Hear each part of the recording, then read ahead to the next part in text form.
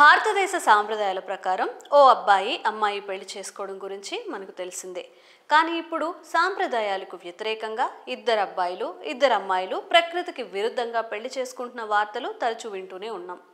తాజాగా ఇద్దరు ఆడవాళ్లు ఒకరినొకరు పెళ్లి చేసుకున్నారు. అలా అని వారిద్దరు లెస్బియన్స్ కాదు. వీరిద్దరూ పెళ్లి చేసుకోవడానికి పెద్ద కారణమే ఉంది. ఇంతకీ ఆ కారణం ఏంటి? ఈ పెళ్లి తంతు ఎక్కడ జరిగింది? ఈ విషయాలు చూద్దాం. వివరాల్లోకి వెళ్తే ఉత్తరప్రదేశ్లోని గోరఖ్పూర్కి చెందిన కవిత, గూంజా అనే ఇద్దరు మహిళలు పెళ్లిళ్ళయ్యాయి. ఇద్దరు భర్తలతో కొంతకాలం హాయిగానే జీవించారు. ఇటీవల ఇద్దరి భర్తల్లో మార్పులు వచ్చాయి. తాగుడుకు బానిసలై నిత్యం వేధించడం ప్రారంభించారు. ప్రతిరోజు ఇద్దరూ తమ భర్తలు పెట్టే నరకం భరించలేకపోయారు.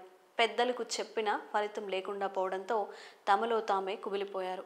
ఈ క్రమంలోనే ఇన్స్టాగ్రామ్ ద్వారా పరిచయం ఏర్పడిన ఇద్దరు మహిళల పరిస్థితులు దాదాపు ఒకటే కావడంతో ఒకరిపై ఒకరికి సానుభూతి, అభిమానం ఏర్పడ్డాయి. తాగుబోతు భర్తలతో ఇద్దరు ఒకే విధమైన గృహహింసను ఎదుర్కోవడం, ఒకరి పరిస్థితి ఒకరు తెలుసుకొని ఇద్దరు దగ్గరయ్యారు.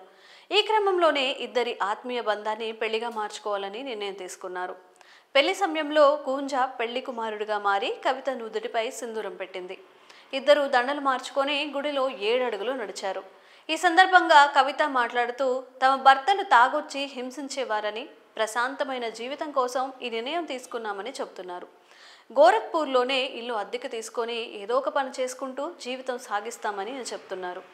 వీరు వివాహం చేసిన ఆలయ పూజారి ఉమాశంకర్ పాండే మాట్లాడుతూ తమ భర్తలు కొంతకాలంగా తాగి వచ్చి చిత్రహింసలకు గురి చేస్తున్నారని, ఎప్పటికైనా మారతారని ఇంతకాలం ఎదురు చూసిన తమకు నిరాశ మిగలడంతో తాము ఈ నిర్ణయం తీసుకున్నట్టుగా తనతో చెప్పారని ఆయన చెప్పుకొచ్చారు.